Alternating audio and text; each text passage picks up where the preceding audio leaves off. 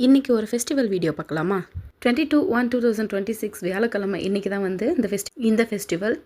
இது வந்து நாங்கள் மயிலார்னு சொல்லுவோம். இது வந்து கணவருக்காக செய்வோம். கணவருக்காக விரதம் இருந்து சுமங்கலிங்க மட்டும் செய்யக்கூடிய ஒரு ஃபங்க்ஷன் இது. நாங்கள் வந்து திருப்பத்தூர் டிஸ்ட்ரிக்ட், இது ஆந்திரா சைட்லேயும் செய்வாங்க. வேறு யார் இதெல்லாம் செய்கிறாங்கன்னு சொல்லிட்டு எங்களுக்கு தெரியாது. பட் நாங்கள் இது வந்து எப்போவுமே தை 1 இருக்குது இல்லைங்களா, அதுக்கு 8வது நாள் வந்து நாங்கள் இது செய்வோம். இப்போ நீங்கள் அம்மிக்கல் மேலே பார்க்கக்கூடியது வந்து காலையில் செஞ்ச பூஜைங்க. மொத்தம் 3 பிள்ளையார் வைப்போம். மஞ்சளில், சீகக்காயில், சாணியில், இது 3துலேயுமே வந்து தனித்தனியாக பிள்ளையார் செஞ்சு வச்சு அது படைப்போம். இப்போ செஞ்சிட்ருக்கிறது வந்து ஈவினிங் மயில் வரைஞ்சிட்டு அதுக்கு மஞ்சள் குங்குமம் எல்லாம் வச்சு முடிச்சுட்டு பூஜையை ஸ்டார்ட் பண்ணிட்டோம். யூஸ்வலாக நம்ம வந்து எல்லா பண்டிகைக்குமே வந்து வாழை இலையில தான் வந்து சாதம் வச்சு படைப்போம். ஆனால் இங்கே வந்து நாங்கள் சாப்பிட்ற தட்டில் தான் வந்து செய்வோம். எல்லா ஊர்லேயுமே இப்படி தான் செய்வோம். இந்த ஃபெஸ்டிவலுக்கு ஒரு வரலாறு இருக்குது. நான் அதை வந்து பெரிய வீடியோவில் சொல்கிறேன், மறக்காமல் போயிட்டு பாருங்கள். அதை நான் பெரிய வீடியோவில் கொடுக்குறேன்.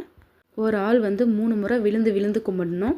அதுவே வந்து வீட்டில் இருக்க குழந்தைங்க உட்பட எல்லாருக்குமே வந்து செய்வோம். அதாவது பெண் குழந்தைங்களுக்கு மட்டும். என் குழந்தை வந்து ஸ்கூல் போயிட்டுருக்கா, எனக்கு பதில் அம்மாவே செய்கிறாங்க. மொத்தம் 6 முறை விழுந்து கும்பிடுவாங்க. நல்லா கவனிங்க, எல்லாருமே அப்படி தான் வந்து செய்வாங்க. ஒரு பெண் வந்து 3 முறை விழுந்து கும்பிடுவோம். வீட்டில் வந்து நம்ம வீட்டில் 2 குழந்தை இருக்குன்னா 2 குழந்தைக்கும் சேர்த்து 6 முறை விழுந்து கும்பிடுவாங்க. அந்த மாதிரி ஒரு ஆளுக்கு 3 முறைன்னு சொல்லிட்டு கும்பிடுவோம். இதில் அத்தைங்கெல்லாம் வந்து பின்னாடி இருந்து அமுக்குவாங்க, கீழே விழுந்து கும்பிடுற போது அழுத்துவாங்க. அதெல்லாம் ரொம்ப ஜாலியாக இருக்கும். இப்போ அந்த அத்தை இல்லை, அது ஒரு டிசப்பாயின்மெண்ட். இப்போ எல்லாம் வச்சு கும்பிட்டு முடிச்சிட்டோம். இப்போ வந்து ஒரு வெத்தலை எடுத்து அந்த வெத்தலையில் 3 பிள்ளையாரையும் அதில் வச்சுட்டு அது கூட வந்து கொஞ்சம் பூ, அப்புறம் ட்ரெஸ் நூலோட அந்த மயில் இறகு சேர்த்து நம்ம இணைச்சி வச்சுருக்கோம் இல்லைங்களா, அதையும் சேர்த்து எடுத்துப்பாங்க. கூடவே வந்து அங்கே எல்லா தட்டில் இருக்கிற சாதம் கொஞ்சம் கொஞ்சம் எடுத்து ஒரு மஞ்சள் இலையில் போட்டு வச்சு மடித்து எடுத்துகிட்டு போயிட்டு ஒரு போரில் சொருகி வச்சுருவோம். இது வந்து கள்ளக்கொடி போர். இந்த சாதம் ஏன் வைக்கிறோம் அப்படின்னு சொல்லிட்டு பார்த்தீங்கன்னா, இதுலேயும் ஒரு ஐதீகம் இருக்குது. ரொம்ப நாளாக குழந்தை இல்லாதவங்க வந்து நைட்டோட நைட்டாக வந்து இதை யாருக்கும் தெரியாமல் எடுத்து சாப்பிட்டாங்கன்னா அடுத்த வருஷம் அவங்களுக்கு குழந்தை கண்டிப்பாக பிறக்கும்ன்றது ஒரு நம்பிக்கை.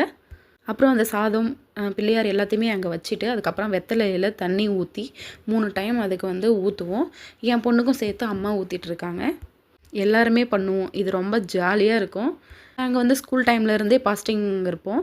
அதாவது நல்ல கணவர் வரணும், எனக்கு சீக்கிரமாக கல்யாணம் ஆகணும், என்னோடய கணவர் வந்து நல்லா இருக்கணும், நீண்ட ஆயுளோட நான் தீர்க்க சுமங்கலியாக இருக்கணும் அப்படின்னு சொல்லிட்டு வேண்டிட்டு இந்த ஃபாஸ்டிங் இருப்போம். அப்புறம் 1 பை 1 எல்லாருமே வந்து இந்த மாதிரி தண்ணி ஊற்றி முடிச்சுட்டாங்க. அடுத்து நான் போயிட்டு ஊற்றுனேன். இப்போ வந்து ஒசுந்தி விட போகிறோம். நாங்கள் வந்து ஒசுந்திக்கு எப்போவுமே துளசியும் வாழைப்பழமும் போட்டு தான் கொடுப்போம். நான் தான் ஃபஸ்ட்டு ஒசுந்தி விட்டேன். அம்மா காலில் விழுந்து தீர்த்தம் வாங்கிட்டு வந்துட்டேன். இவங்க எங்கள் அக்கா, அவங்க பாருங்கள் அவங்களோட பிளேட்டு காட்டுறாங்க. எல்லாருமே இந்த மாதிரி தான் பிளேட்டிங் பண்ணுவோம். ஒவ்வொருத்தர் ஒரு பலகாரம் பண்ணியிருப்போம். யாருக்காச்சும் பிடிச்ச ஐட்டம்